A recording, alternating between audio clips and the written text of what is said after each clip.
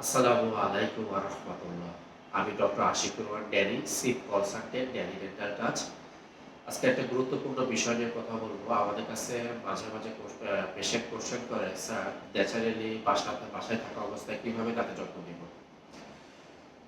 প্রথমত আমরা যে ব্রাশটা ব্যবহার করব, সেই ব্রাশটা কিন্তু অবশ্যই নরম হতে হবে।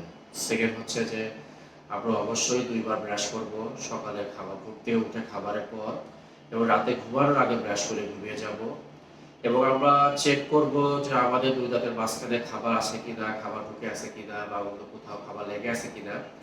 যদি ২ দাঁতের মাঝখানে খাবার লেগে থাকে সেক্ষেত্রে আমরা ইন্টারডেন্টাল ব্রাশ অথবা ডেন্টাল ফ্লস ব্যবহার করব। টুথপিক ব্যবহার থেকে দূরে থাকবো অবশ্যই ইনশাআল্লাহ। থার্ড হচ্ছে আমরা মাঝে, মাঝে মাউথওয়াশ ব্যবহার করতে পারি। আমাদের খুব ভালো মাউথওয়াশ রয়েছে বাংলাদেশে। মাউথওয়াশ ব্যবহার করতে পারি ইনশাআল্লাহ। আ এছাড়াও আরো যদি কোনো প্রবলেম ফেস করেন আমরা অবশ্যই ডাক্তারের শরণাপন্ন হব। বিডিএস ডেন্টাল সার্জনের শরণাপন্ন হব ইনশাআল্লাহ। আপনারা সুস্থ থাকবেন ইনশাআল্লাহ। আসসালামু আলাইকুম ওয়া রাহমাতুল্লাহ।